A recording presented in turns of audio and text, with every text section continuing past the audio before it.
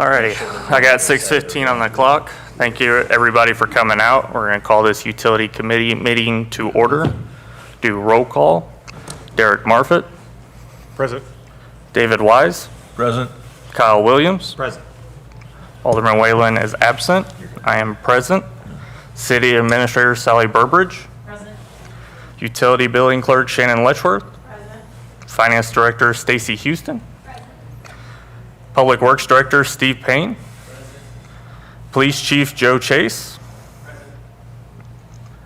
Alrighty, up next we have agenda approval. Do I have a motion for the agenda?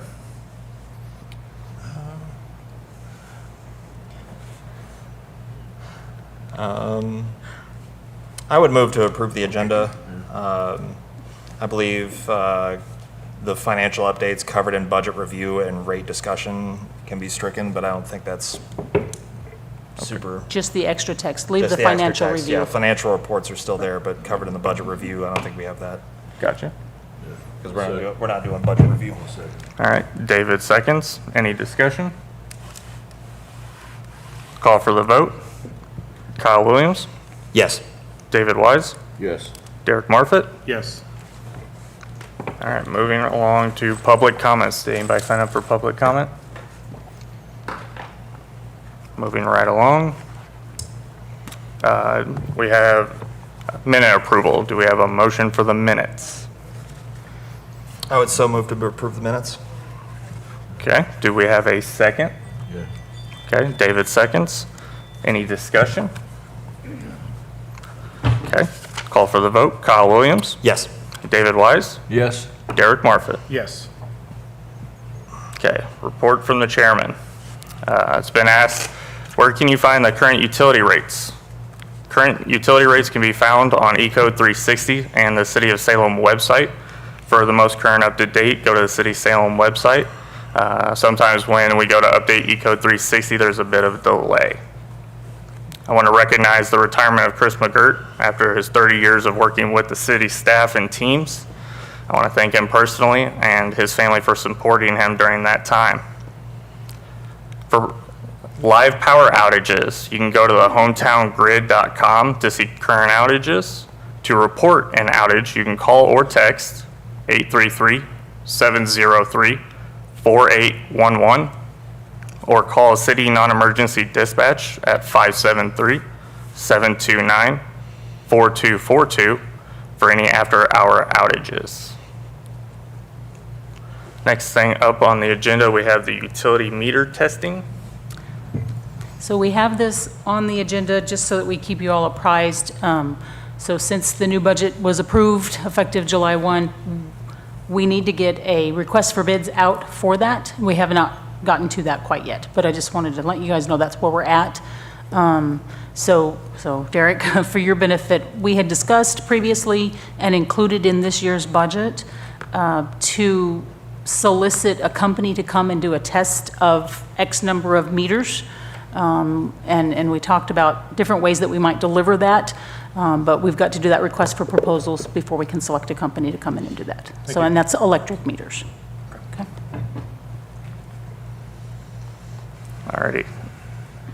Anything to discuss on that? Any questions? Okay. Next up, we have the solid waste pickup and disposal bids. I'll let you talk about this. You have that. I'm going to let Stacy talk about this one. Okay.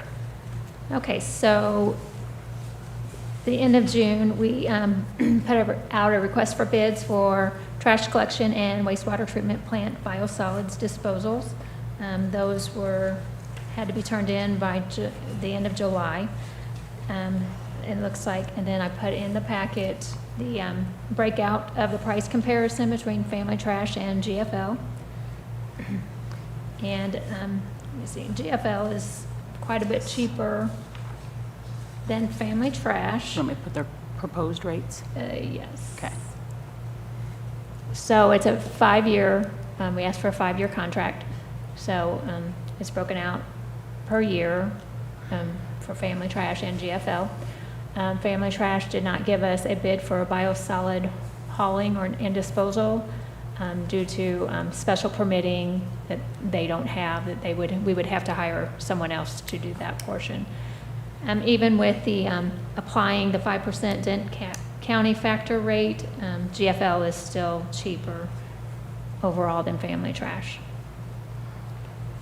And then let's see, we also, historically, the city has added 50 cents per month administrative fee per account to offset the city's costs associated with the billing, collecting, and remitting trash service charges.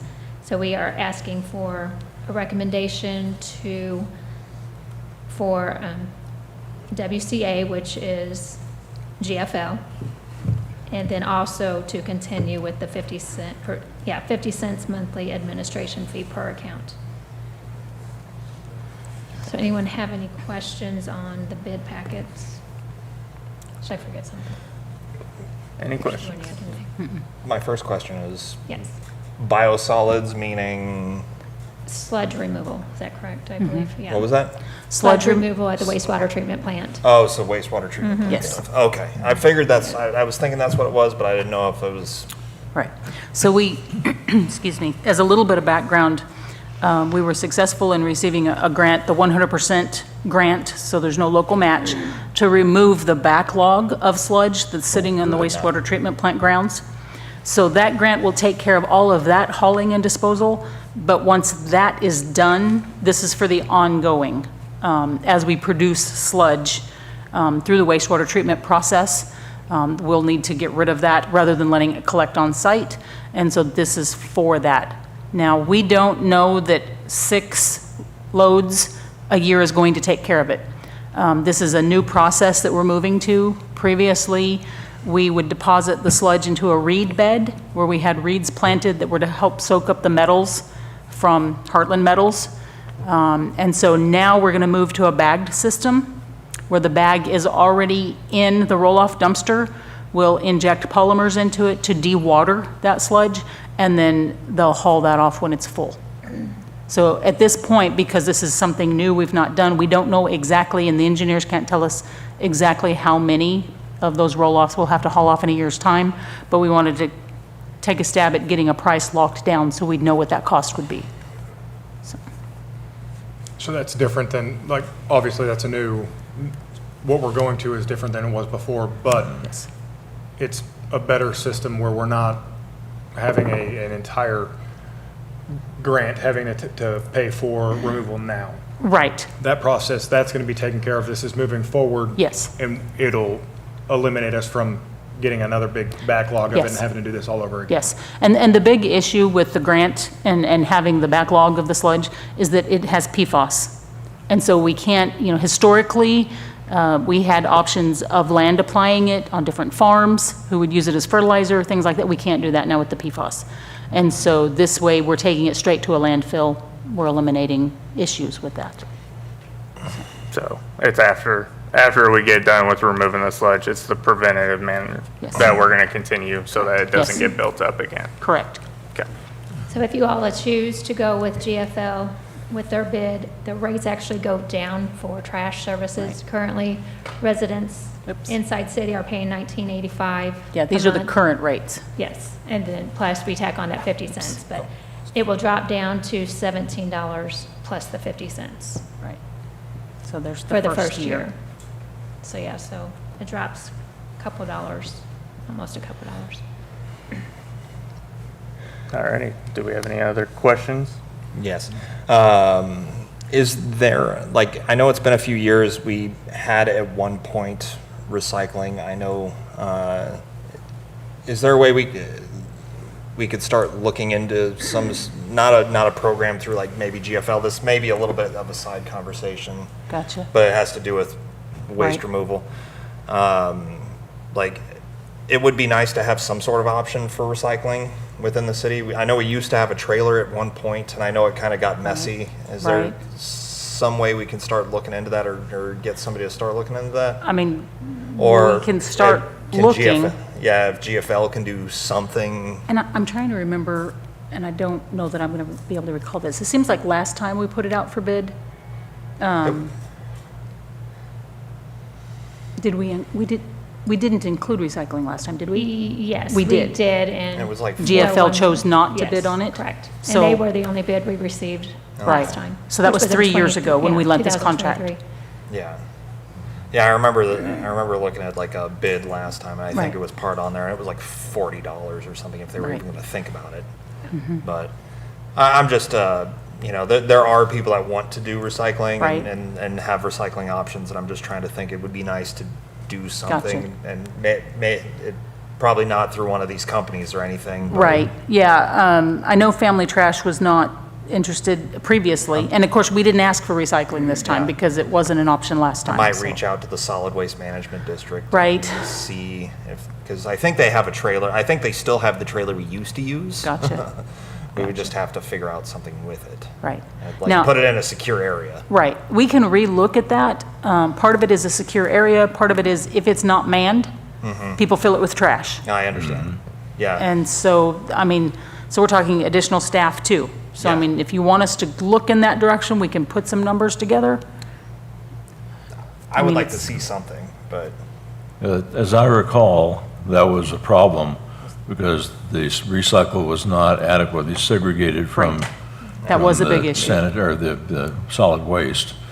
And as a result, a lot of the things that went in the recycle barrel wound up going to the landfill anyway Right. because they had not been properly Sorted. yes. segregated. yeah, that's what happened with our at-home Yeah. ones too. When they had the bins at home, people would just use it as a second trash can. Yeah. But Even if it's not something that's a weekly, if we do figure out some way to do maybe a once a month or once a quarter kind of situation, I think what Kyle was saying, there are people that want to do it. But I think if just like anything else, it's going to get abused. So if we said, I don't necessarily like the idea of bringing the bins back in and doing it, you know, like they did it previously, because all it did was get abused and cause more work for people that didn't need it. Gotcha. yeah, I'll get off that topic now. That's fine. I'm just thinking like maybe there's a way we can have somebody schedule in, like bring in the truck once, you know, once a month. Gotcha. And have like, okay, recycling drop off is this time to this time, schedule it through one of these companies or something like that if they can. Maybe. I mean, we can ask. Yeah, I figure there's no, Gotcha. thank you. Sure. Beyond that, I would, you're looking for a motion for one of the. Yep, I would for one of move- the bids. Yeah, I would To make a move recommendation. Yeah, I would move to recommend the GFL contract. And we also need a recommendation if you want to continue the 50 cents Right. monthly admin fee per account. Monthly admin fee. Yeah, so we add an additional 50 cents onto what GFL charges because we do the billing and handle the collection. It's not an addition, it'd Yeah. be just exactly what it is already. Right. WCA. Yeah, well, I saw GFL environmental. Sorry. Is that in the motion? Yeah, we do the billing. Okay.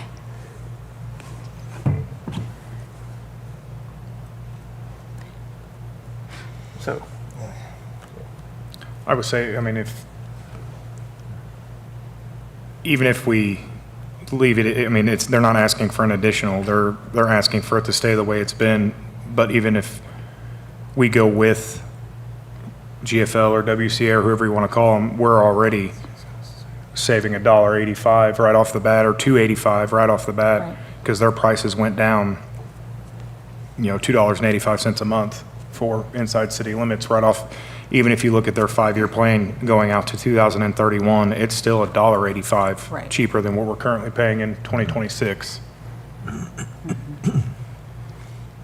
so do we have a recommendation? So that was a motion, or? Yeah, I made the motion for the first part. The second part, I'm, Admin fee? all right, Admin fee? yeah, the admin fee.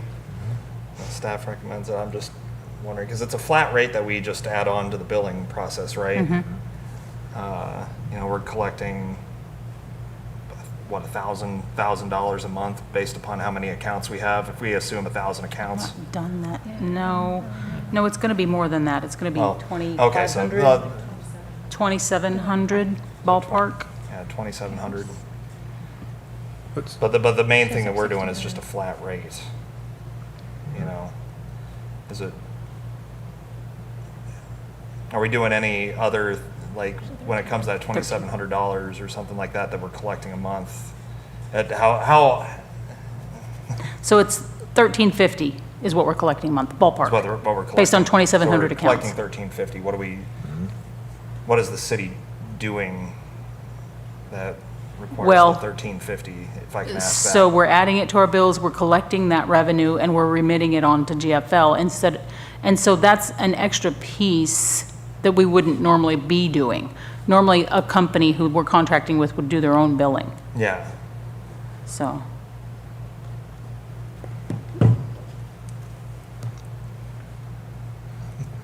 So that, It's existing, it would just be a I matter of understand it's just existing, continuing it, yeah. yeah, It's I understand. Not an increase. No, I understand. I'm just wondering if if it's actually necessary. I mean, it's 50 cents a month, but still 50 cents is, you know. Because what we do with the billing is we're just adding 18, or, you know, we have those billing, it's just a number that we're putting into a spreadsheet. It's not, is it $1,300 worth of work that we're doing? Well, in my it's opinion. also, every time we have a new account opened, every time someone moves to a new location, then it's a notification to GFL that, okay, this service has changed. Okay. Stop picking up There's a here, little start more. picking up here. Okay, It's- so there's more to it. There is, there is. Okay, I'm not, like, the way I was understanding it was No, I get it. We got to think simplified. I was through like, and talk through the whole process. Okay. Right. Okay. Yeah, I would amend my motion, and I would move to recommend WCA, the WCA contract with GFL Environmental, as well as the 50 cent per account administration fee. I'll second. okay, so first and seconded. Any other discussion? Call for the vote. Kyle Williams, Yes. Derek Marfit, Yes. David Wise. Yes. All right. Next up on the agenda, we have the NextGrid customer portal discussion. Yes. So we wanted to have a discussion with you all and kind of show you what it would look like. So one of the services that NextGrid, so this is part of our advanced metering system, offered and was part of the initial agreement, is a customer portal. Now, we've not launched that to date. The thinking has been, because we have water modules that are still going out regularly on us, the batteries are dying, that could become a difficult point, trying to field the phone calls and explaining why someone's, especially water usage, is not coming through. My take has been that we not implement it up to this point, that we not implement it until we reach kind of the industry standard. Most AMI systems, that industry standard is that you have 2% or less of the meters that don't read through, okay? So at this point, we're there on electric, that's not a problem. On water meters, we're still at about 10%. And again, that's not an issue with the meters, it's the module, it's the communication piece. And it's simply that their batteries are still dying on us. I mean, we don't know in any given month how many are going out. Sometimes more go out than what we get replaced. And so that number changes each month. And we don't have any way of knowing which ones are where. But we wanted to take this opportunity, we talked with Alderman Kinsey, and kind of walk you through what that customer portal looks like, okay? So if and when we launch this portal, the main benefit is that it would allow customers to see their usages in real time for electric and water, okay? So you would have to go in, you'd have to set up your own account. So, I mean, there's some customer responsibility here to set it up and get it completely set up. And we'll walk you through some of the slides. So when you log in, this is your home screen, okay? This is what it would look like. As you look at this graph, so I'll kind of walk you through here. Over here, it shows you this little water droplet. This is your water meter and your meter number. This is your electric meter and meter number, okay? This graph, you'll see it's in kilowatts. So this is right here, real-time consumption for this meter. So you can see when we took this snapshot, this was 1:45 p.m., this was the usage. So you can see it's somewhere between 5.2 and 7.8 kilowatts there. Then the next one was at 4:15, 7 p.m., 9:30. So you can see that actual usage, okay? So 1 PM was apparently the closest time to when we actually took this snapshot, okay, for this meter. So it just kind of shows you how that usage flows. Okay, sorry. On this same screen, forgive me, I was trying to blow it up so you could read it, but you'll see down here is your live demand. So that's going to measure, so the easiest explanation I found about what demand is for electric. So your kilowatt hours, that's what most people are familiar with. That's how much electricity you use, so over the course of a month. Kilowatt demand is how fast you use them, okay? So our system measures demand in 15-minute increments. Usually demand is only an issue for large commercial or industrial users, okay? But this automatically shows you your demand. Obviously right here, this particular account was showing 0 kilowatt demand, okay? So that's what that little gauge is there. Live energy costs. So again, billing cycle, this says right here, 157.11. Sorry, that's a little hard to read, that size. So understand the numbers you're going to see as we walk through these slides are not what this account's actual bill would be, because we don't have our most recent rates plugged in here, okay? But before we would launch, obviously, we would have that. So this would give you your usage so far to that date in the billing cycle. Now again, this is looking at electric only, so not your entire bill, okay? And then of course the little weather widget there.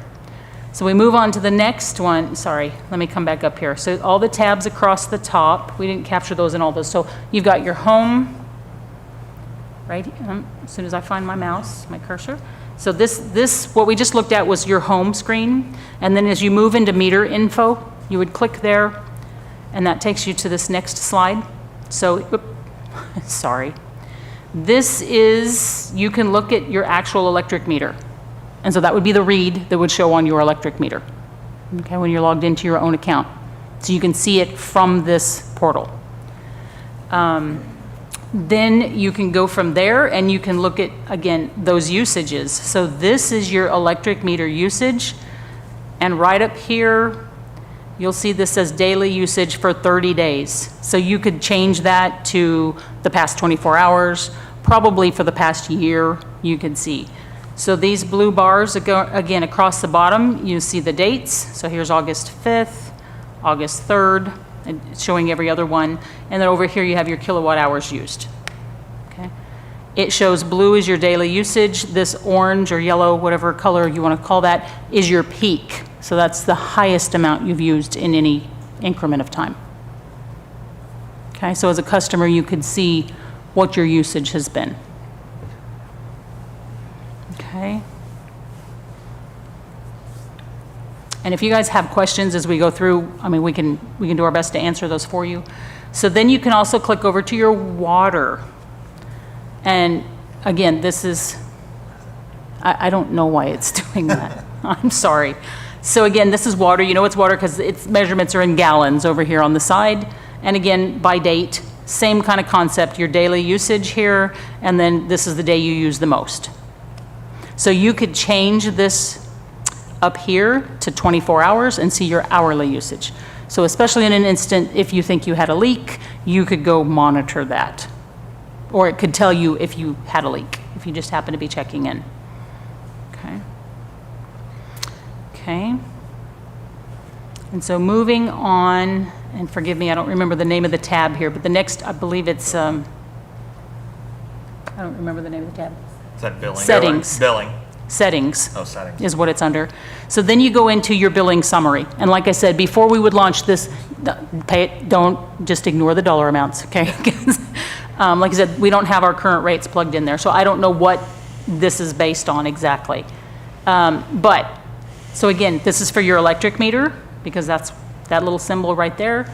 This is your meter number. Billing date, so August 14th. Our billing dates are the 15th through the 14th each month.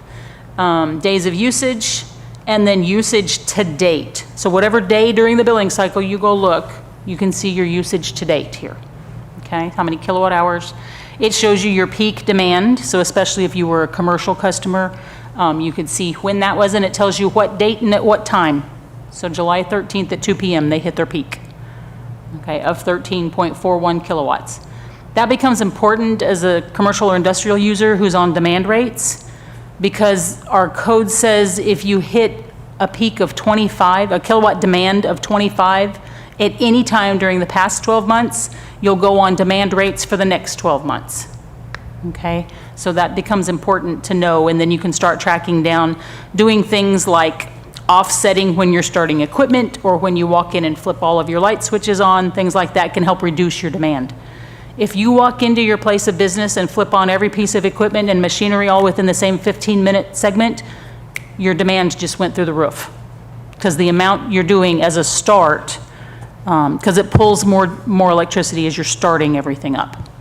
So, those who use large industrial equipment are familiar with things called soft starts. And so that helps start that equipment up without pulling as hard on the electricity. Okay, and so then it will then usage to date, you can see that amount, and then it estimates what your bill will be through the end of that billing period. Again, this is just for the electric portion on this screen. Okay. Questions on that one? What's the green score? I Why do honestly, we have an F? I don't know. I honestly don't know what that is. Okay. I mean, we can ask and find out, but I don't know what that is. That account's failing. Huh? That account's failing. Is that what it is? It's an not F? It's not very green. Gotcha. Okay. So this is still on the, in the settings, the billing summary here. So this is the water portion right here with your meter number. Again, same basic information, billing day, August 14th, days of usage, 28, usage to date. So almost 7,000 gallons. And again, I don't know what kind of rate that's based on, but yeah, usage to date and then your estimated bill for the month, just for your water portion. Okay. Yes, Kyle? I saw you had a question. I know. Is there a way, so I see like you can separate the water and electric, and you said we're there on electric, but not on the water? I'm sorry, you can what? Yeah, okay, so I'll talk into the microphone. So you have water and you have electric, and you're saying we're there on electric when it comes to... Under the 2%. Under the 2%? Is there, can we get like an expected time for maybe just doing that portion and then add in the water later when we do get to It's all the or nothing, Oh, okay. which is why we haven't launched the electric part. Understandable, but yeah, I Yeah. was just, Yeah, it's all or nothing. We can't segregate it out. So, okay. So keep that thought in mind as we move forward. Yeah, no, that's fine. That was my main question, because it seemed like Gotcha. you could add or subtract Right. meters. Yeah. And we can't tell it, have this portal for specific meters. Yeah. Do you mean can't- specific yeah, accounts? This home only does water, this one does, yeah, Right. I get it. So then Okay. under settings, That's- then here's the customer side. So you can enter information about your home specifically. So you'll see here, and this, the year it was built, your square footage, how many occupants, how many stories, do you have a swimming pool, how about a hot tub, type of home. So this is single family, apartment, multifamily, what type of home is it? Primary heating system, is it gas, is it electric, is it, and on down the line. Do you know what powers these? Type of water heater, is it gas or electric? Stove and oven, gas or electric, type of dryer, gas or electric. So you go through and you fill this out based on your home. And then what we've been told is that then the system, based on your usage and your details about your home, can give you potential energy efficiency tips. But it can only do that if you fill out the details of your home. So that's a piece that may be helpful to some customers. Again, they can track their actual usages, and then this may be able to help them. I don't know exactly what those look like. And I don't think she had examples of what they look like. Did they when they went over this with us? I don't recall that, yeah. But that's, yeah, it's supposed to be able to give you tips based specifically on your settings for your home. Okay? Okay. Then, the other part that would be helpful for some customers, there's notification settings. So you can sign up to receive either email alerts or mobile alerts, so texts. Now, prepay, this is grayed out. Honestly, it's more than what this one is. Prepay is not an option through this system for us, but you could receive alerts for water meter leak alerts or electric outages.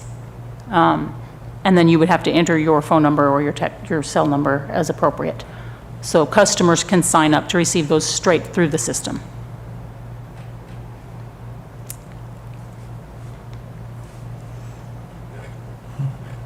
Okay. And then I think, yep, that's it. So, questions? So I think you addressed it when you first began, but we're good on the electric side, and you said we're about 10% now on water. Do we have any knowledge from AMI or any of that when they think that we will be comparative to get this going? They can't tell us that, and here's why. So, the way the water modules work, so first, let me back up. Let me explain. It's the electric meters. So AMI systems in general were developed for electric systems, okay? So electric meters are evolved to the point now where all of that is built in. All the software for it, the communication capabilities built into it, and because they're electric meters, they have an electric current that helps run that, okay? So when we order an electric meter, the software needed for it to communicate with that communication system is already in it. It just needs to be programmed to work with whatever communication, so in this case, NextGrid, okay? So when we get it, it gets programmed for that, we get it, we install it, it's good to go. Water meters, so first of all, are not collected to an electric system, and then they have been a newer addition to automated metering in general, okay? So water meters don't have the built-in software. So we have to have an additional piece called a module, that's what we call it in the office, that plugs into the meter, and it sends the signal about what the meter's reading. So it's an extra piece. Because it's not connected to an electrical system, it runs on batteries, okay? If there's a situation where that module cannot connect and send that signal, then it sits there and it keeps trying to resend that signal, and it can run its battery down. Same Okay? principle as a cell phone. You don't have Yes. service, it's searching for signal, it just Exactly. dies. Yes, Okay. and so it dies much faster. So we had issues early on with the initial deployment. I mean, we all are aware of that, of the whole AMI system. And so we had situations where those water modules were not able to send their signals. And so they just kind of sat out there in the field running their batteries down. And so we got to a point where we had a large number of them in the field with batteries run down. We've had issues over the past several years getting components in. By comparison, we just, in the past month, have gotten our order for gateways. We had ordered 12, 2.5 years ago. We just got the final ones in. Handy. Okay, so this is a major issue for us. So modules are another component that we've struggled to get in a timely fashion. So add that we've struggled to get them in a timely fashion, and then we've got more going out every day in the field. And so when we are able to get our crews out to install new ones and replace them, we don't know how many more have gone out. And so we don't know that number until we pull reads in on a monthly basis. And so that number is a constant moving target. So I can't say, and NextGrid can't say, because they don't know, do you know what I mean, when those meters are going to die on, or those modules are going to die on us. So it's been a constant moving target. And unfortunately, we've not been able to get to the point where we can like just get out in the field and get all of them replaced because of constraints. So, I mean, you can't replace something you don't have. right, Yeah. right. So that's why I can't give a date. It's frustrating for me too, because I'd love to give everyone a date. Yeah. I'm ready for this to be done. I'm just. Yeah, I'm wondering, like, if we did turn this on and if it's reading wrong, that we give the customer a chance to inform you that it may be reading But it's wrong. not reading wrong. Or not reading wrong, but not connecting. Right, You right. know, It's like, either, hey, either then, it reads they or could it doesn't. call the office Right. and let you know. Right. And then Now, the other they thing- can flag that account to say, like, this Right. is one that needs replaced. And you may not have to wait for the meter read every month, right? That's a Right, thought. but then it comes down to whether we have the components and the Yeah, manpower. Like, yeah, but you would have that account flag where like, these are the ones that need replaced. You'd Right. have, it wouldn't be so much, you know, you'd at least, well, if they let you know. You know, because you still pull every month, you know, regardless Right. of whether this is going or Right. not. But you could get like an updated, like, okay, well, we know I mean, we these are could. going. I don't know It that was that just- means we could address it faster. No, you know, Yeah. And I wish I had better answers. I Yeah, really do, because I'd love for this to be done. What else was I going to say? So I want to go back to the whole thing. Yeah. It's never an issue of it reading wrong. no, yeah. It either sends the correct signal or it doesn't. Yeah, the disconnect is what I meant. Not, Right. that was my- And so, but I also want to make a statement. When it doesn't read, what we do, we get a report every month when Shannon pulls in the reads. We know which ones didn't read through the system. And so then we send our service tech out and he goes and he gets a manual read. So it's not that our customers are getting wrong numbers or that they're not getting the same type of service. They're still getting a manual read every month, just like they were before the AMI system, just like they get in any number of utilities across the country from small communities. So we're still getting that and getting accurate data. It just doesn't read through the system. And some communities have just decided there are certain parts of their town that will never read. Sometimes there are issues with the network itself, and they just don't read. Our system is a line-of-sight system. So any number of things can also disrupt that signal getting through. A service van or a truck being parked between where that module is and trying to send its signal and where that signal needs to go means we can't pull that read until that truck moves. So there, you know, you'll see, if you'll look at your read, sometimes there will be gaps, like there's no read for several hours.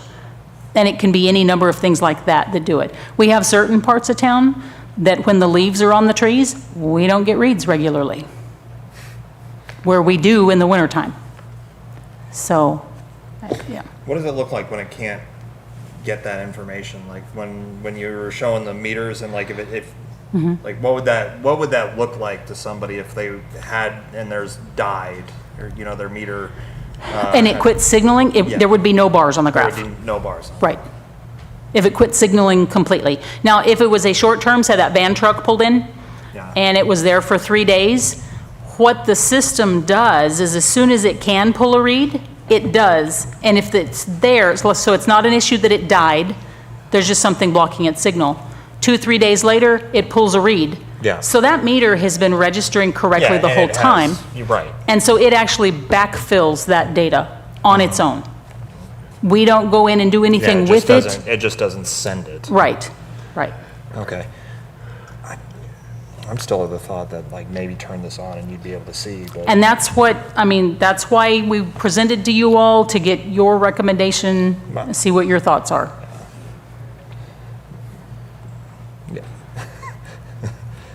my I mean, are there other questions? The discussion here would be, like, I think turning this on and like, okay, so somebody doesn't have bars showing up on theirs.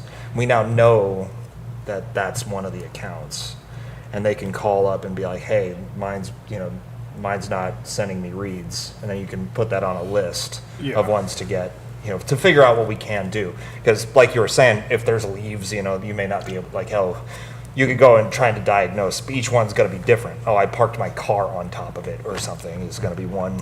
But with over 200 of them every month, we're not going to be able to diagnose all of them for every individual. That's True. part of the concern too, is that if we, and I'm not saying don't, I'm just saying that's part of why we have not launched it. Yeah. Because we're not going to be able to answer every question about why is my meter not reading, Yeah. so. Is there, so you say line of sight, I'm assuming these are just little towers or little They're called. receivers put across town? Yes, so the parts I mentioned about the 12 that we just got in after 2.5 years, those are, we call them gateways. Okay. And so they are collectors. So water modules are supposed to connect to the nearest electric meter. The electric meters connect to the gateways. Think of it almost as like a neighborhood collector, Like a Wi-Fi bridge? kind of, yes. Yeah. Okay. It works very much that way. And then we have the multiple gateways all over town. Those send them to, we have a few repeaters in the system that send all of it. There's one on top of the water tower near Walmart. There's, like I said, different places throughout the town. Sends it all to a tower at the administrative office. And there it downloads it all straight to our server. Yeah, I still think like turning this on, you'll get those questions regardless, you know, but I think like having people like, oh, you know, why, you know, just a lot of people aren't gonna check their systems all the Right. time, you know. I'm probably gonna be relentless about the thing. But I know a lot of people, Shocking. like, you know, when we're talking about this, like, we talk about, like, you know, the online billing and stuff like that, you know, when we were saying, oh, you know, we offer online billing and this, and, or online sending your bill out, you know, we only had, you know, we only had like 10% of people. I Right. think you know, I think we'll get about that many people checking the system. I don't, you know. Right, it's not going to be a pretty regularly. huge number, right? Yeah, and some of those may be those two, but I don't think you're going to get 200 calls a month Right. about this all the time. So my personal recommendation would be to go ahead and turn this on, even if we were at 10%, with them still being a little weird on getting those reads. I think you're going to get fewer calls than you think.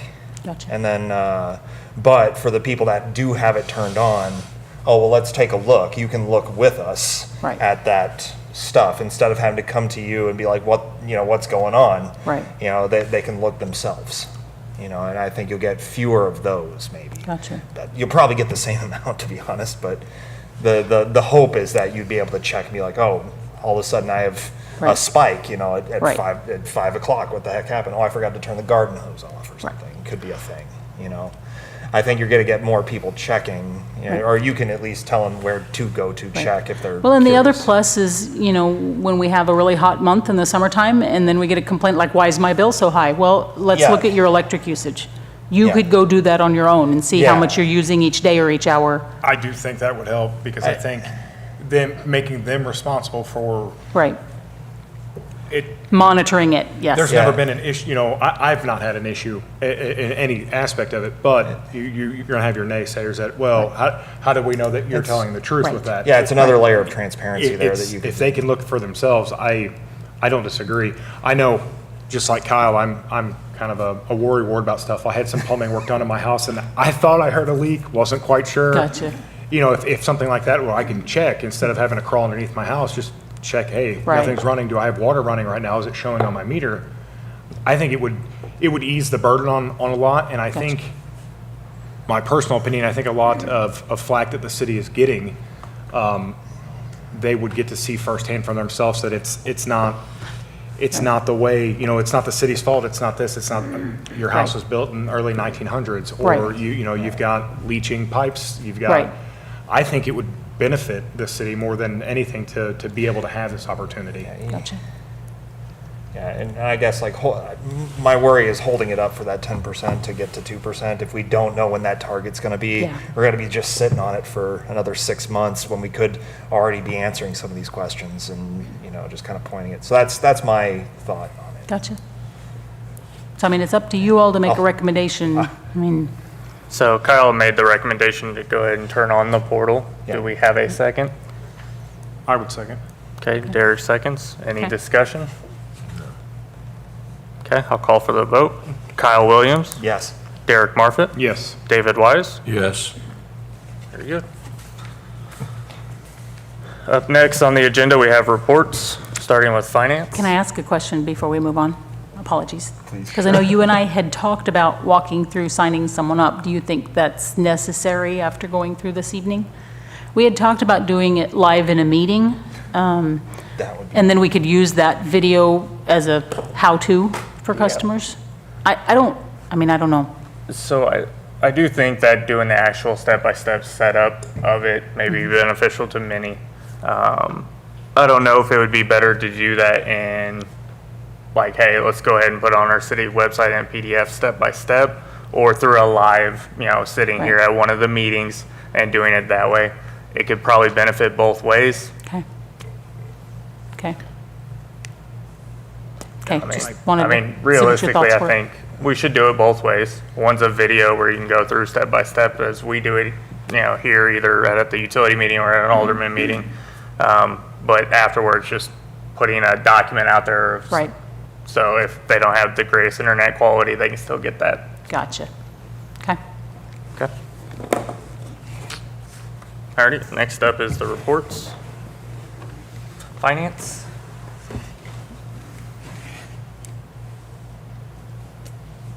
Okay, so first we'll dig into the electric fund. So this slide shows usages and sales revenues for the electric fund. You'll see that usages and revenues are down slightly from the same time frame as last year.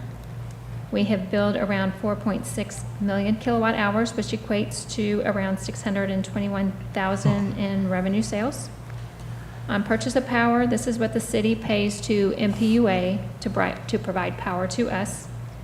So we've paid out for July, 388,000. That is a little less than the same time frame as last year. Then looking at the bottom section, it shows a breakdown between residential versus commercial customers and their usages and revenues. Questions on that slide?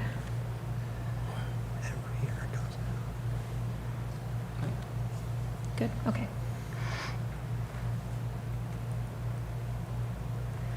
Okay, so this slide summarizes the financial results by category for the electric fund.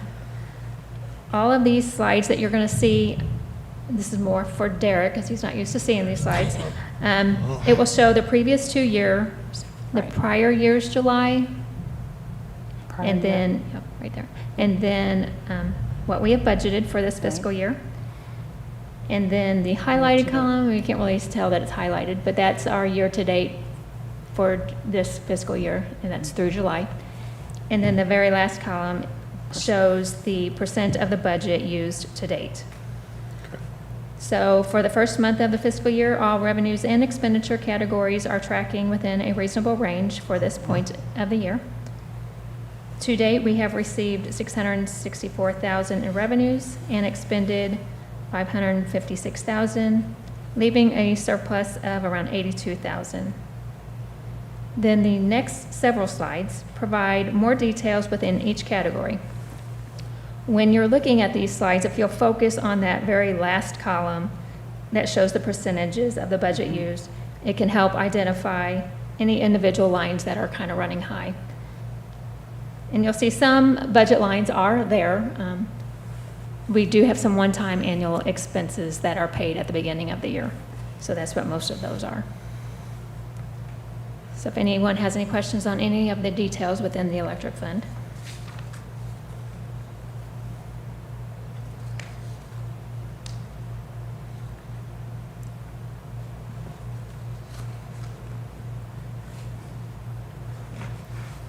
Good, Okay, moving on.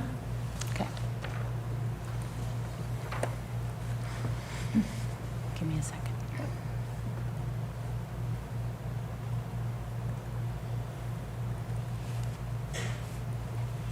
Okay, I put our capital improvement slide in here for electric. So this just shows what our capital improvement projects are for this year's budget. So they are in the numbers that we have just looked at, but I just wanted to break them out so you can see what those are. Okay, and if you go to the next slide.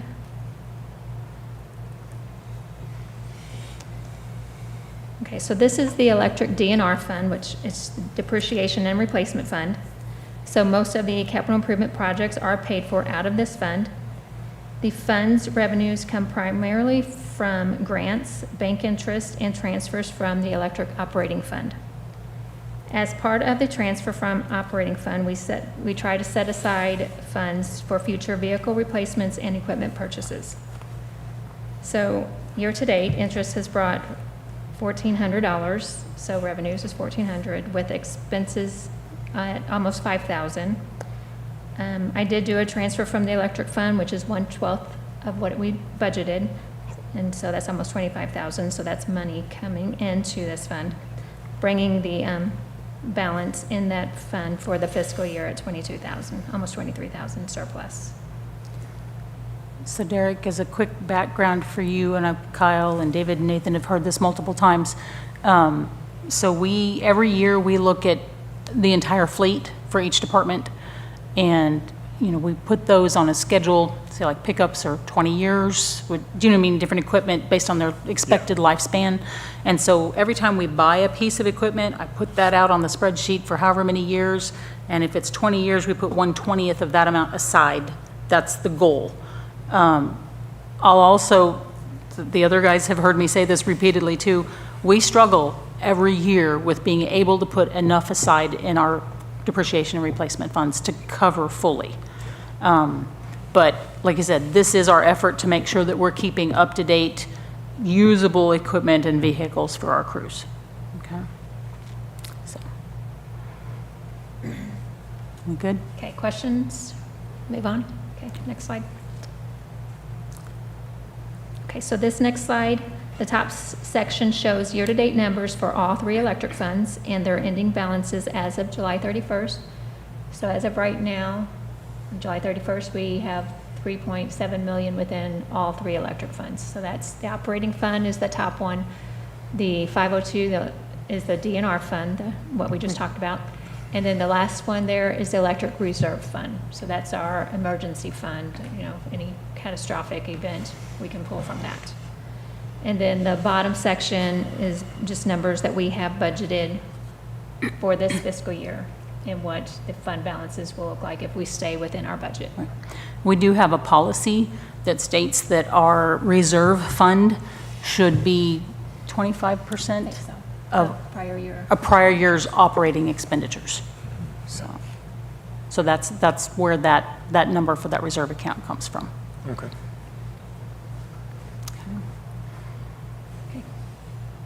Do we need to move Any on? questions on electric fund?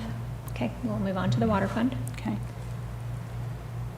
So again, this is usages and revenues for the water fund, and looks like we are running slightly higher than same time frame as last year. We have billed around 10.7 million gallons, which equates to around 123,000 in revenue sales. Then the bottom section again is the breakout between residential versus commercial customers.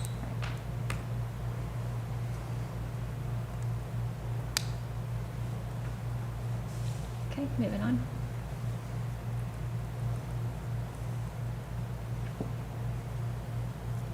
Okay, again, this slide summarizes the financial results by each category. All revenues and expenditure categories are tracking within a reasonable range for this time of the year. To date, we have received 137,000 in revenues and expended 80,000 in expenses. We did move 50,000 from the DNR fund, leaving a surplus of 7,000.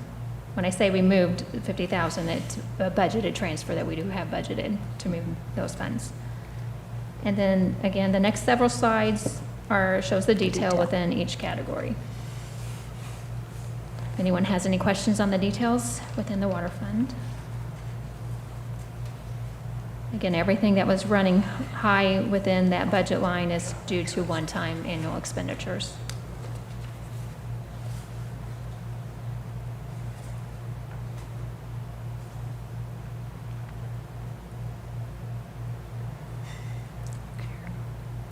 So as an example of what Stacy just said, so right here is a line, this is in the details, page 13, 52% of the budget has already been expended and we're 1 month in. But if you look, that's payment for workers' compensation insurance. So that's, do you know what I mean? We pay that twice a year. Right. So, So it's that kind of thing that you'll see with it, especially in the first month or two, that look like they're high. But if there's anything that anyone has questions about, please ask, so.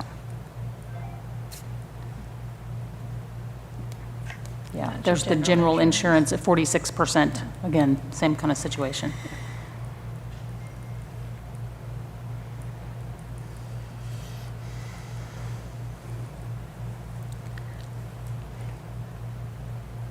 okay, and this slide just breaks out the capital improvement projects that we have. We have quite a bit in the water fund, and if you remember, that's to renovate the the tower out at the industrial park. Right, this So, one. and they are actively working on that, from my understanding. Yes, and I actually have an update. They actually anticipate completion of the rehab of the industrial park water tower in 2 to 3 weeks. They've split their crews. They're working on the inside and the outside at the same time right now. So, yeah, they are moving, which will be nice. Do what? I can only imagine what the inside of that water tower. I can't imagine even working on the Like outside with the today? heat. Yeah, that'd be miserable, yeah. And you'll look out there and you'll see them hanging, like leaning way forward, hanging by a strap, and I'm like, ugh. Okay, not the line of work I want to be in. But, so. Trying to think if there's anything else on here. Water tower, oh, okay, that's right, because it's split years, isn't it, with our fiscal years? I was wondering why this one was on there, the water office. Yeah, maybe because it's split. Yeah. I have to look.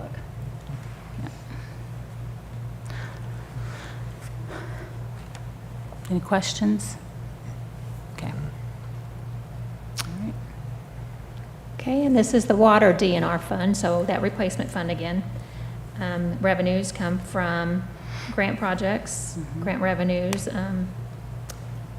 bank interest, and then a transfers between the water operating fund. As part of the transfer, again, from the operating fund is that vehicle replacements and equipment purchases. We do have a few grants that is in this fund, which is the well and tower, which was a $3.7 million grant. Right. The city match was $38,000. We'll be wrapping up that grant pretty quickly. We also had the lead service line inventory. And that should be wrapping Yeah, up. that'll be wrapping up also. So all of these grants will be wrapped up in this budget year, and so they'll fall off of here. Right. So to date, our revenues with those grant revenues is $556,000. Expenditures are $558,000. And then that transfer from the water fund of $50,000 brings a surplus of $47,000. Questions on the replacement fund? Good. Okay, can we move on? Okay, again, this just shows all three funds together. Right. The top section, again, is our year-to-date numbers through July. So our ending balance in all three water funds is 2.5 million.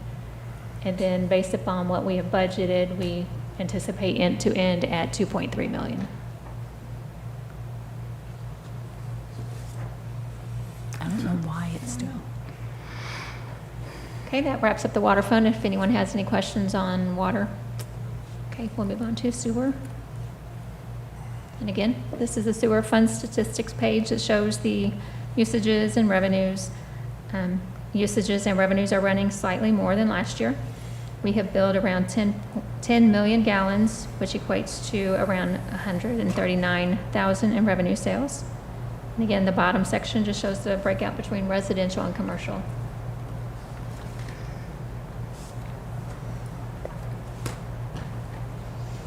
Okay. Okay, so same with the sewer fund. All revenues and expenditure categories are tracking reasonable for this time of the year. To date, we have received $145,000 in revenues and expended $74,000 in expenses, leaving a surplus of around $66,000. Again, the next several slides shows the detailed breakout within each category if you have any questions. Just a quick one. I see the transfer are grayed out. I understand like what they are. But when do we take those transfers and move those funds? Are those at the beginning of the year or at the end of the year? Depends. It depends. Okay. If the fund is showing negative, I might do, since we are 1 month in, I would do 1/12 if we needed. But I wouldn't do more than, where we're at within Okay. the year. Because I was wondering, because like I know we transfer like to the DNR funds and then like we pull from those DNR funds back and forth, and I know We it's don't just really kind of, pull probably from like a timing thing that I'm kind of mostly We don't getting really at. pull from the DNR funds. We take funds from the operating fund and put in the DNR funds. Yeah, the And DNR those- funds aren't transfers out of DNR. I Typically guess. not, no. Yeah. They're to help pay for those large capital improvement projects. And the only one that goes to the general is the electric fund for the royalty, right? Correct. Correct. And that's only like, it's what, 300,000 this year? 330 or something like that. Like 330, Right, way down from right. years And it's past. been down in that range for the Yeah. past, this is the third year, I believe. Yeah, I remember we stepped it down, and then we said we were going to do this royalty Yes. fee moving Right. forward, because it was like a 5%, because that's what other Correct, places do. 5%, yep. Okay, that's what I was questioning. So, I didn't know when those hit or when we do those. Gotcha. Because with the DNR, because I know we take a lot of stuff out of DNR for big projects. Right, Or, if something hits the reserve, we want to have that prior to, but, right, right. Okay, So it's, okay, it was just a curiosity more than anything. okay. And then it's the detail? Yeah, then that's just the sewer fund details. Again, any large hits to the budget is one-time annual expenditures. Yeah, 95%. That's kind of- Yep.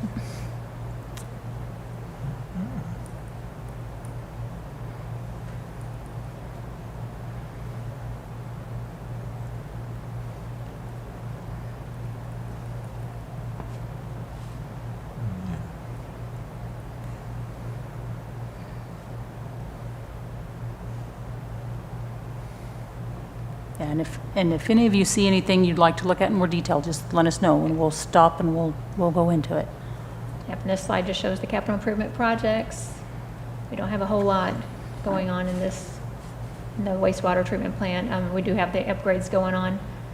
We have the ARPA grant, which was $5 million, and the city match was $50,000. And so that grant's going to be wrapping up within the next, probably this month, I would think. So that will be complete. And then we'll be looking at the financing for the Phase 2B. Right. We'll be going out to bid for that probably within the next few months, I think. I'm hoping. Yeah. I mean, we finally got, so we finally got approval from DNR to move forward with their construction permit. So we have that approval now. And so, yeah, hopefully, like I said, I know we're wanting to wrap up all of Phase 2A, which was completely grant funded, that ARPA grant of $5 million. We want to get that completely wrapped up because they want to make sure that we're not commingling funds. So I want to get that wrapped up and moved off before we get Phase 2B out to bid. So the two together are about $10.5 million in upgrades to the wastewater treatment plant. So, plus then the $800,000 of sludge removal that we talked about earlier, so. Yeah.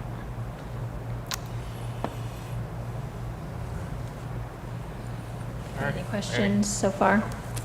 Okay. Okay. Just one more slide. Okay.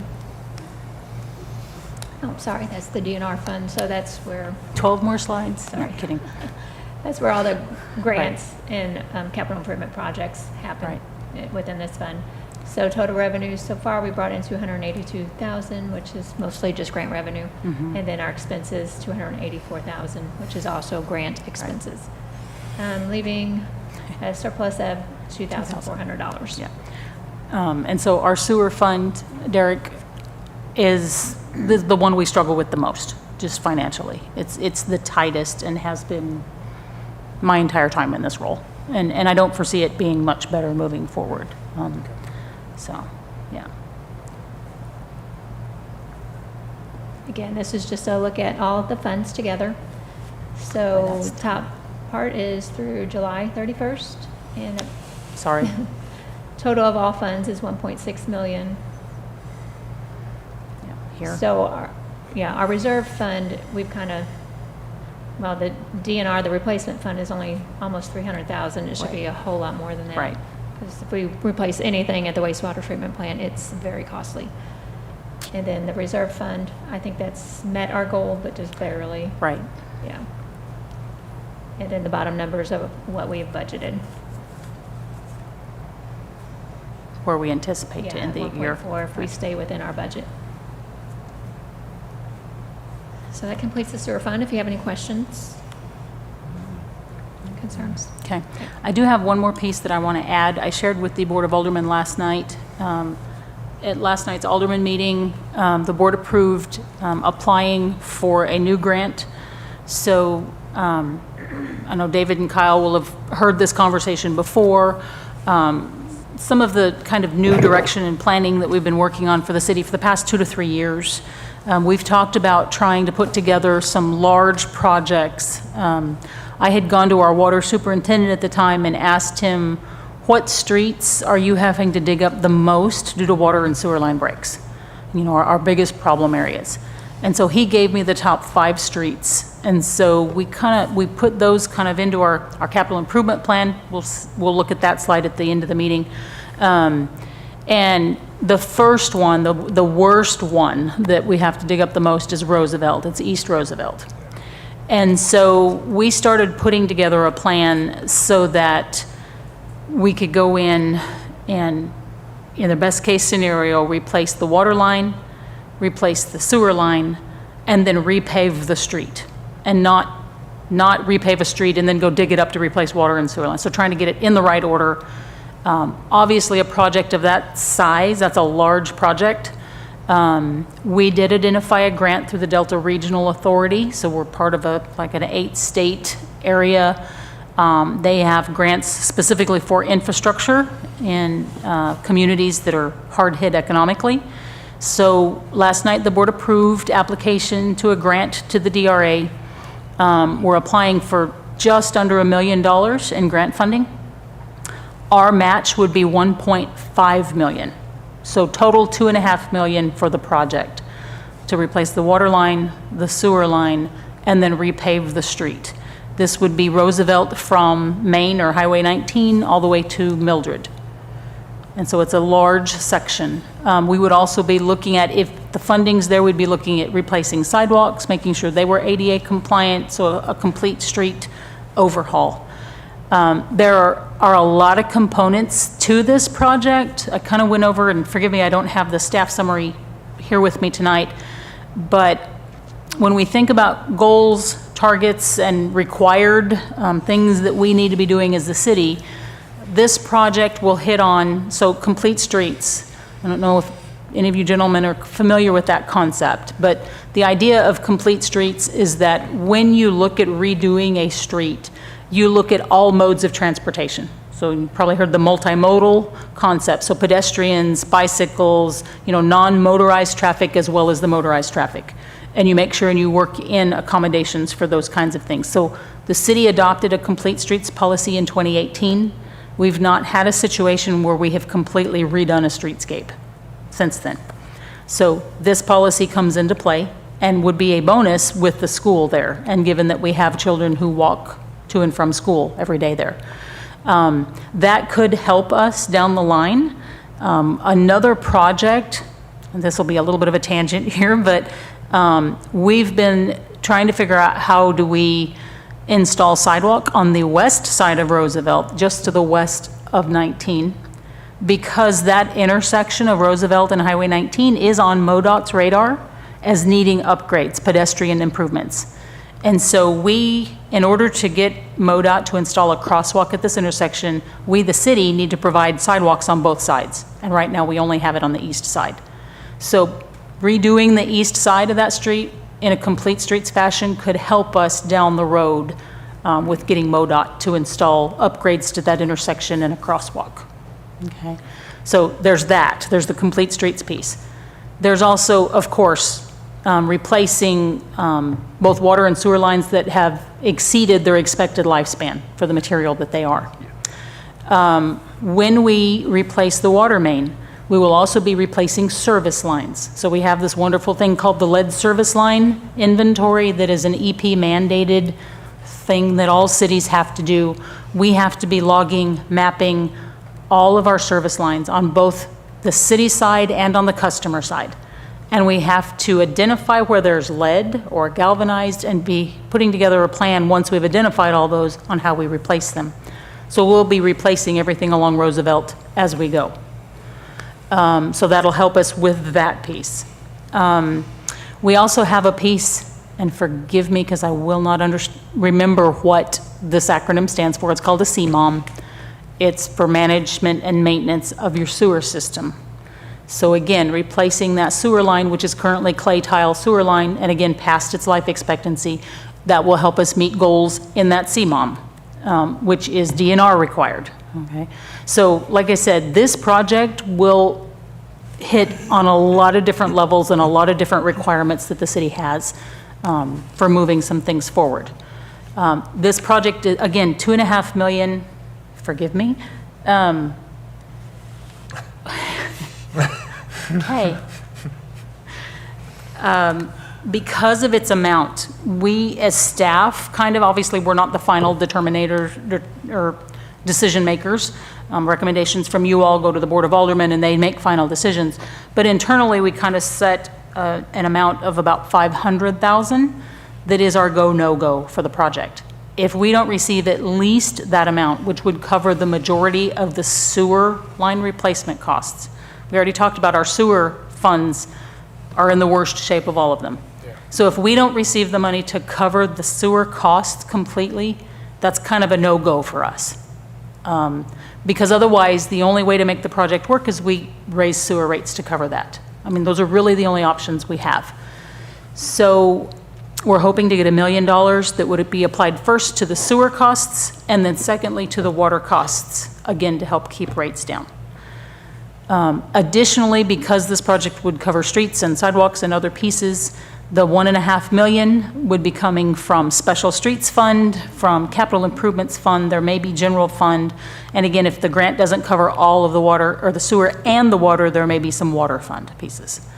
So again, it takes a while to put together projects like this when it comes from so many funds and there's so many pieces to it. But I just wanted to update you all on this. We've been talking about this for the last 2 to 3 years. I know we've talked about it in Utility Committee before, we've talked about it in our Finance Committees and our Capital Improvement Committees. And so we're at the point now where we're doing that grant application. So it is scheduled for not this budget year, but the next 2 budget years. And again, another way that we're trying to work to keep utility rates as low as possible and still do upgrades is that we split these costs over 2 budget years. So again, because without splitting it, it's too much of a hit in 1 year. Is there not other grant opportunities for like to aid with that, with the school being right there? Surely there would be something for ADA compliance with the school there that would help cover like the sidewalk portion? We've not found them yet. Okay. So, I mean, we're looking. Our engineering firm, Toth and Associates, is looking. MRPC is looking for us also. We've made sure that both MRPC and Toth are aware of what all the projects on our capital improvement plan are, so that they can be helping us look for grant funding for the various projects. Perfect. So, okay, so I just wanted to update you all on that. Okay, I think that's it for financial updates. All right, next up, we should have billing updates. Yep. Okay, so as of the last time I pulled the reads in, so which was last month, we had 217 water meters that weren't reading, and then 25 electric meters that didn't read. And then we emailed out 443 bills, and we mailed 2,226 bills, and then we had 610 people who paid online, and then we had 311 people who made payment with a credit card in the office. And that's all I got, unless you have any questions. Any questions? So yeah, so those numbers she said about meters not reading, that's what we were talking about earlier, that don't pull reads through the system, so. All right, if there's no further questions, we have MPEP. Okay. So I realize this next section was a huge part of your packet, my apologies. So let me get to that page number just a second here. So MPUA, of course, is, we're a member of that organization. Our specific power purchase pool encompasses about 14 cities, and it's called MPEP, which is Mid-Missouri Municipal Power. I just lost it. That's most of it, sorry. I'll get that to you. But MPEP is what it's called. That's our specific power purchase pool. So we had a meeting, and I wanted to, I wrote up the notes. I'm not going to go over all the notes for you. They do correspond with slide numbers in the full agenda packet from MPEP, okay? But there are a few pieces that I do want to talk to you about. I think probably the most important ones, so slide 27. I'm not going to go to that slide. I'll just kind of explain to you. You can go look at the details in the packet later.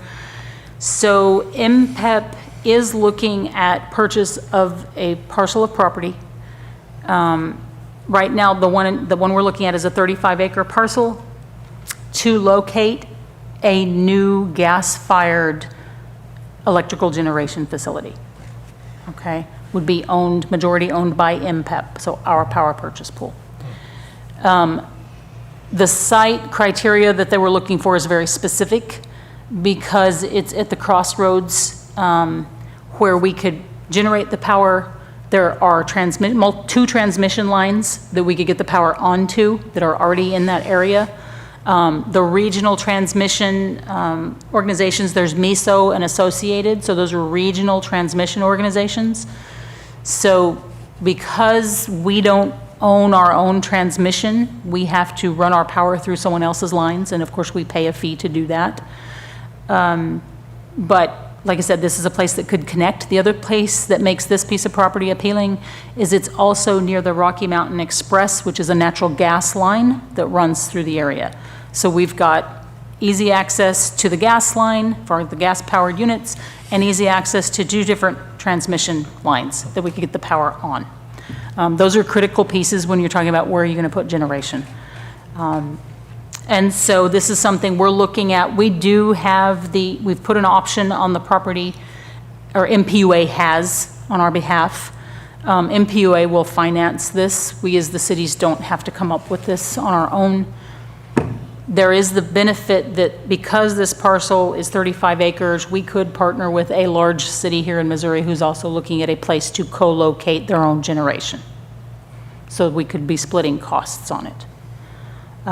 So that is one of the things that's in motion. Let's see.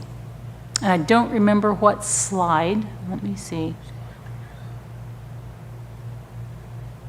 Yeah, I don't see it referenced here at all. I want to talk to you all about, and I shared this with the alderman last night, one of the other projects that MPEP is doing, MPUA staff are handling on MPEP's behalf. We issued a request for proposals some time back for battery storage of electricity with the intent of being what they call peak shaving battery storage. So when we approach a peak alert or a peak event where we're going to hit like the highest usage for the year. So how that works is that anytime we hit a new peak, we get charged a higher rate on our electricity for the next 12 months until we either set another new peak or it's been 12 months and that peak falls off. Then we revert to the next highest peak, okay? And so the reason for that is so that both the transmission organizations, the generation facilities can have the capacity to meet our demand at a moment's notice. They have to have that larger capacity built up. So the idea of a peak shaving battery pack is that when we get to a peak event, we could deploy that battery pack. The request for proposals was for an 8 megawatt pack that would deploy 2 megawatts per hour over a 4-hour period. So when the demand is really high and we're in a peak event, everyone's pulling large amounts of power through the grid, we could deploy that battery pack and pull 2 less megawatts off the grid, which could prevent us from setting a new peak. And so this project is for the benefit of the entire pool, the MPEP pool. However, they are assessing all 14 member cities to see where is the best location to do this pilot project.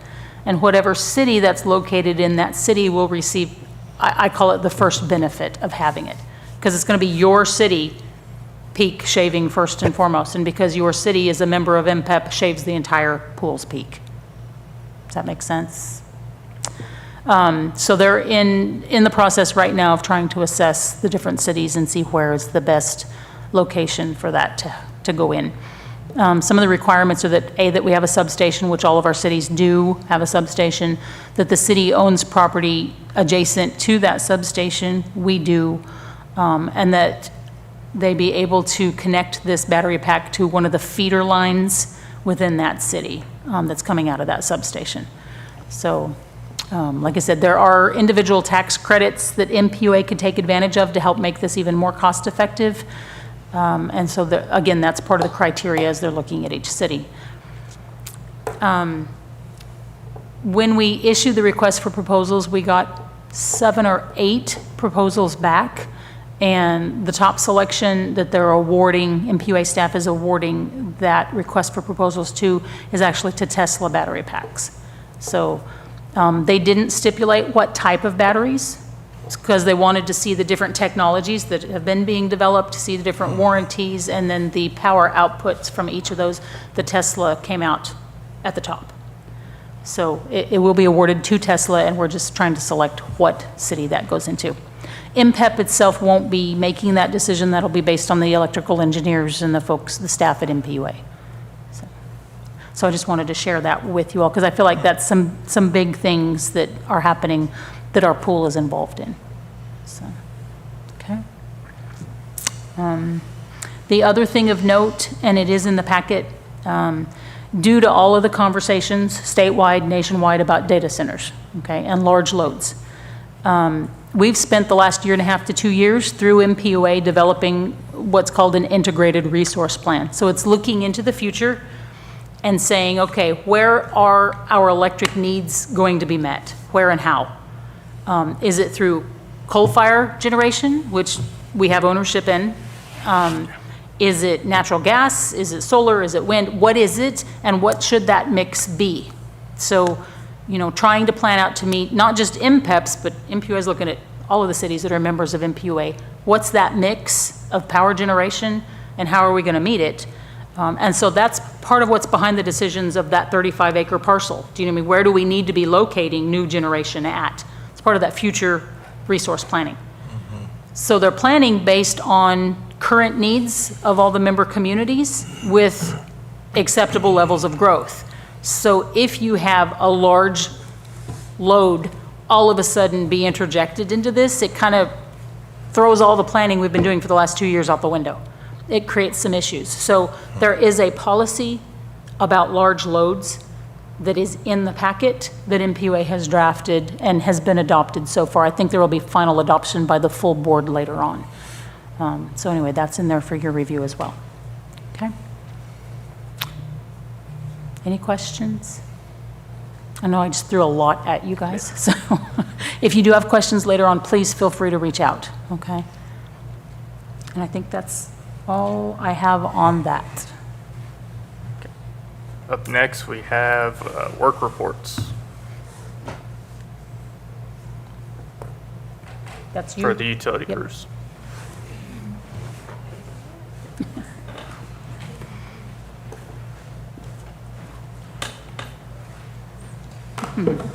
Good evening. Good evening. I was going to keep you updated here on the wastewater treatment plant. We are moving through Phase 2A successfully. The oxidation ditch is back online and is showing way better results with the new rotor system on them that Josh Hunt recommended and actually pushed for. It's an impressive difference. So the results will be in the testing, and I'll let you know how that comes out. But so far, so good. Water department, we're doing standard line repairs across town. We had one main break since the last time we talked, and the guys knocked that out. They get a lot done for a crew of 5 guys, and that's sometimes we have one out, so they just get after it. Hydrant contractors finished painting the final hydrants after doing maintenance on them all across the city. They've all had maintenance done and got a fresh coat of paint and stuff. Build Tech replaced 4 hydrants in the past month, so we got rid of some that had issues. And that was leftover grant funding from the new well and tower. Yes. Grant funding of roughly $4 million that cost taxpayers $40,000. So, you know, on the grant thing, I just am blown away by what's been, you know, passed along to us.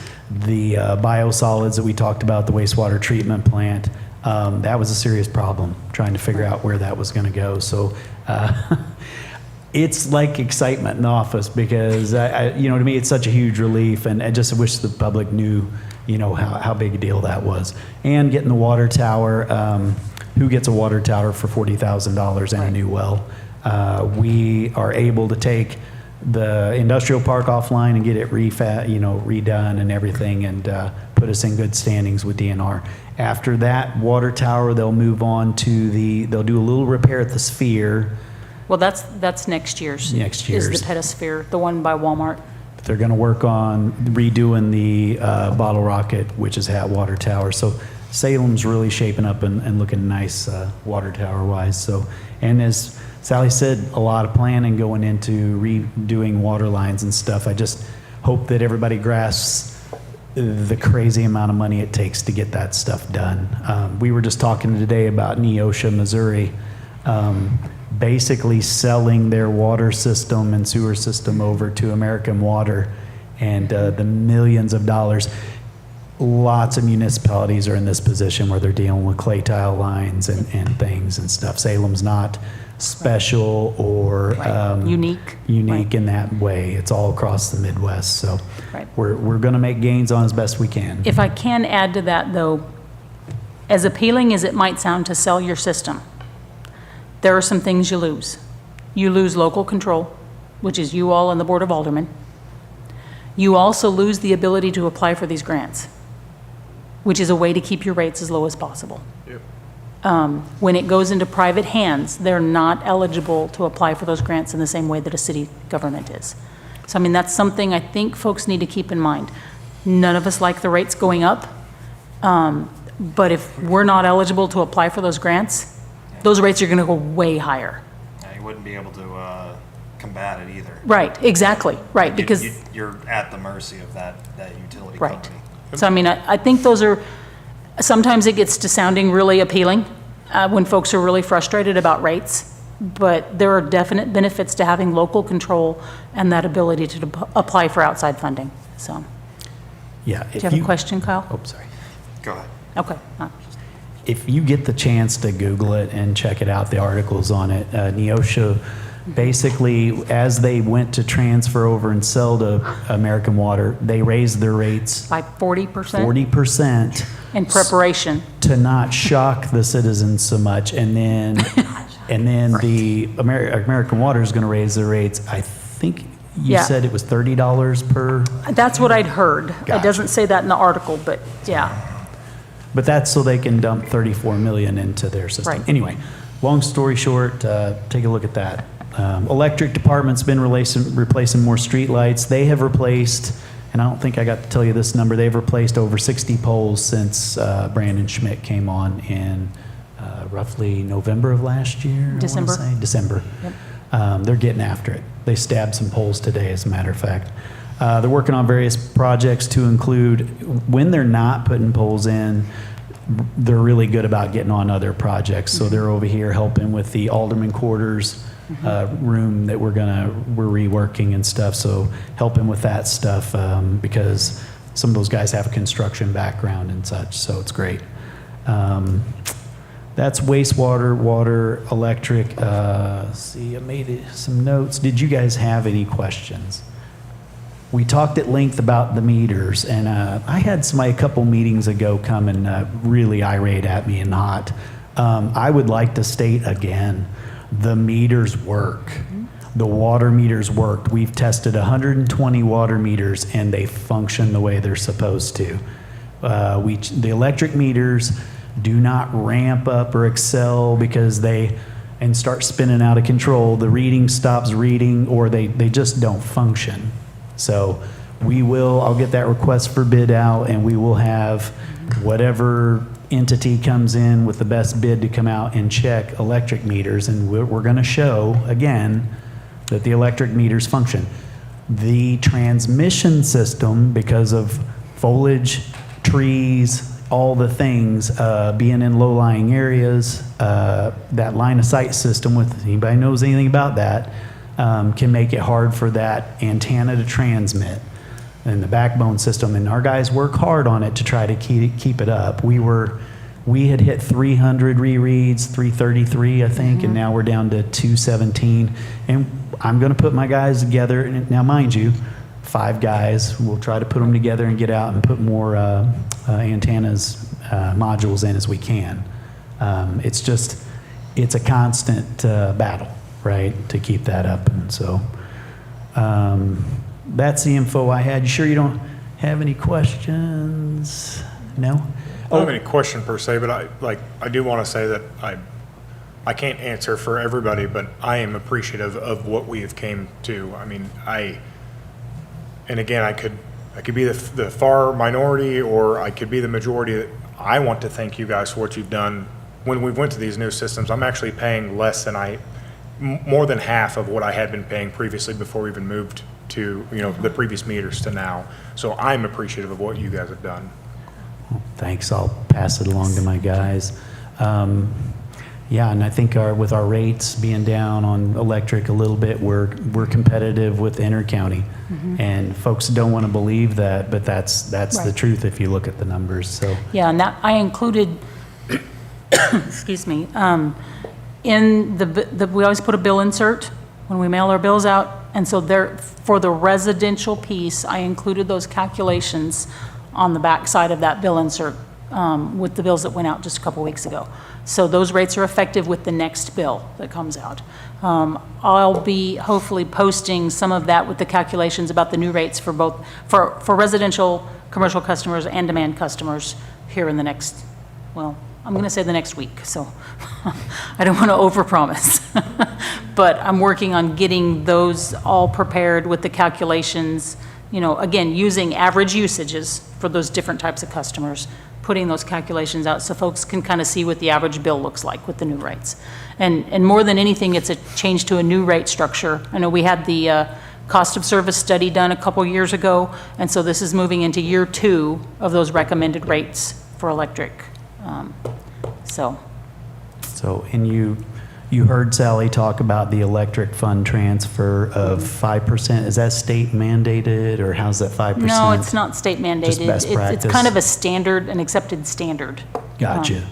So if you hear the rumor that we're pulling $1 million out of the electric fund and have been doing so, it's not happened in 3 years. So that is direct misinformation. That, as well as the meters not working, this conspiracy that everybody wants to spread around. The meters function. We test them, and we're going to continue to test them and prove it. Thanks. Thank you.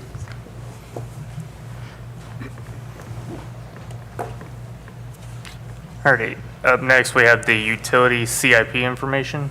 Yes. Okay. So this is just a quick snapshot of the capital improvement plan for all of our utilities, okay? I know a while back Nathan asked me to put this on the agenda just as a kind of a standing reminder of the projects that we have in here. Derek, again, don't mean to single you out a bunch this meeting, but for your benefit, how we put this together, this is our 5-year plan, obviously. Everything that's in that very first column that's kind of yellowish orange at the top, fiscal year 27, that's the year we're in. So everything in that column are the things that we have planned and budgeted for the current year. And again, just kind of a reminder, hey, here are the things that are happening or that we're working on. And then you can see, for the next 4 years out, what we have planned. We do revisit this every year when we're preparing the budget. Look and see what's changed, what needs to be added, what was accomplished, or what needs to be rolled forward as things move on. So I do want to point out in the water, where is it? So this item right here, let's see, it says it's on page 26, and I can't get it to highlight. Roosevelt water line replacement. You'll see out here, not this year, but the next 2 years. This is that big project I was talking about. This is just the water fund, okay, piece of it right here. I mentioned it goes water, it's sewer, it's a lot of different funds. Now, I'll be honest, those numbers were the numbers that I had estimated and come up with. Those were not the engineer numbers. So those numbers are going up now that we have the engineer's preliminary estimates. We had to have those to submit for the grant. So those numbers are going to go up, but that just kind of shows you what budget years those are going to hit and that project to be spanning. So again, not a small project in any way, shape, or form. So we've got electric, we've got water. Let me back up here. So you'll see in the water, we've got the $567,000. That's the rehab of the industrial water park, or water tower, industrial park water tower. Then moving down, rehab of well 6, which is something, we've got that request for proposals out now. So it's been advertised and it's out. We're waiting to get bids back in. Main extensions, this is just for water main extensions that happen throughout the year through necessity. Fire hydrant rehab, this is what Steve was talking about, had a crew coming in, painting, maintaining. This year, when they're done, Steve will have touched all water or fire hydrants in the city? So, over the past 2 years. So, let's see, replacing well feed equipment, that's just updating on all of our wells, doing a well each year. The lead service line mapping, this is what I was talking about, where we have to map what those service lines are, both on customer and city side. And so that's the city's match for that grant. That's what's left on it. And then that next line item is the new well and tower, the city's match that's left. Sorry I didn't go over electric in as much detail. Most of what's on the electric CIP for this year is maintenance, kind of line for replacement, new transformers, utility poles. We do have a service truck that needs replaced this year, ongoing tree trimming contract, and then replacement of the garage doors on the electric shop. Then sewer, you'll see not a lot in there. Line replacement, again, this is kind of as things happen during the year, sewer line replacement that we have budgeted. Wastewater treatment plant, so this is the city's match for that grant for the 2A. And then down below, so I will explain this, airport fund. So all of our utilities are called enterprise funds. They're the business accounts for local government. That's what enterprise fund means. Airport is an enterprise fund also, that's why it's on this section of the CIP. So you guys don't oversee the airport, so consider yourself lucky. And then the very bottom section, this is the grants and bonds. So this is the grant amounts. Like I said, we already mentioned a few of those lines where the city's match for it. This is the actual grant funding. So there's for the new well and tower that's left in this budget year. Lead service line mapping, that's that grant. Just over $1 million left on the phase 2A, and again, that's getting close to be expended over the next just few months. And then as we move into phase 2B, that is the bond, the sewer bond that voters passed here just a few years back. And so we anticipate as that goes out to bid and we know what those final totals are, we'll be closing that bond. Fingers crossed. So then there's the sludge removal, that $792,000, no match grant. Then we have these next two items, the Bone Break sewer line replacement, $190,000 of that is COP bond funded, that we've had set aside for the last few years. $200,000 of that is the match promised by the developer for the Spring Creek Ridge, the Housing Authority's development. So that's that 390. And we will get going on that once we know financing has closed for that project, which should happen next month. The Franklin and Hickory Street sewer line, this is another COP bond funded, the $190,000. Do we have a task order with Toth, or is that in process? We just recently signed a task order with Toth to get the engineering done for that project. So, and that's a really quick rundown. But I'm happy to answer any questions anyone has.